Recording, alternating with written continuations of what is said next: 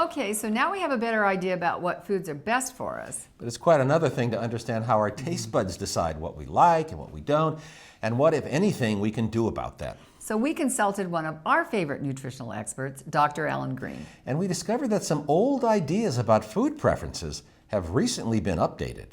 We've learned in the 21st century that kids learn food preferences much the same way they learn language. We used to think it was genetic. Some kids are born liking broccoli and others not. But no, it's like language. On the day a baby's born, they could learn to speak and understand virtually any human language. But that starts to get harder and harder the older they get. It's the same with food. On the day a baby's born, they could learn to like any food in any culture. And it comes through early exposures. The taste buds are set up so that children will like things that are sweet or salty or contain fat. Those in nature tended to be good sources of food. But they're set up to be suspicious of anything that's bitter or anything that's sour. Because bitter might be toxic. Sour could be spoiled. And fruits and vegetables and whole grains often have bitter and sour notes in there. Before they learn how to walk, if they get those foods enough times, their brain, there's something that switches in their brain and they think these foods are safe. But once they start walking, there's this thing called food neophobia that sets in. And it makes sense because you wouldn't want a toddler or a preschooler to walk out into a forest or meadow someplace and pick something green and eat it. It could be terrible for them. Or to pick a berry and eat it. It might be toxic. So they're designed not to trust new fruits, new vegetables, new flavors, new sources of food, really once they start walking. And that holds true all the way up until about age 9 when you get that second chance again. But the easiest time to learn flavors for a lifetime is before they start to walk.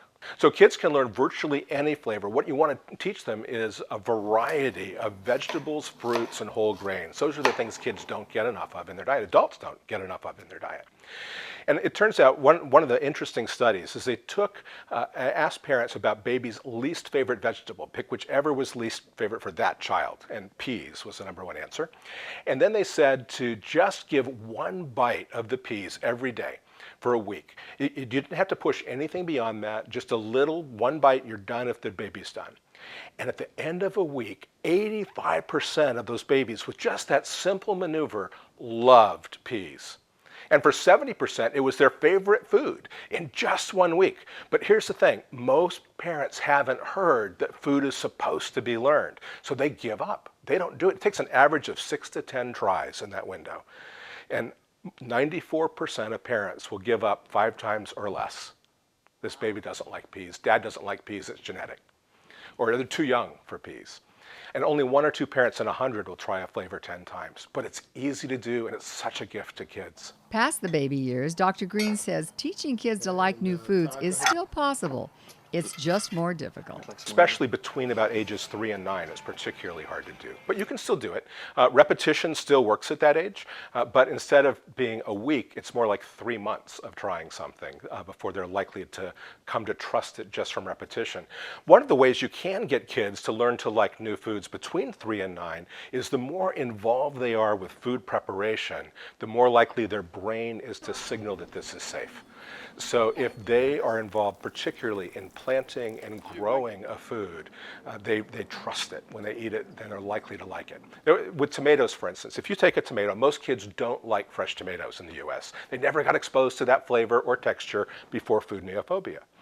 But if you hand them a knife carefully and have them slice the tomato, about twice as many will like tomatoes with that simple maneuver. Still not most kids.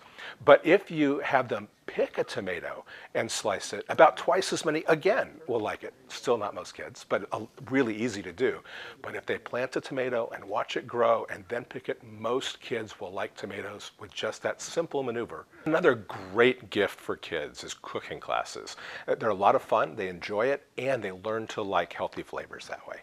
Fascinating stuff, but what about after the age of 9, and especially for the teenagers in our life? As you may imagine, Dr. Greene has a lot to say about that as well, and we'll find out more about that in next week's Healing Quest. Aha, the old tune in next week ploy. Exactly.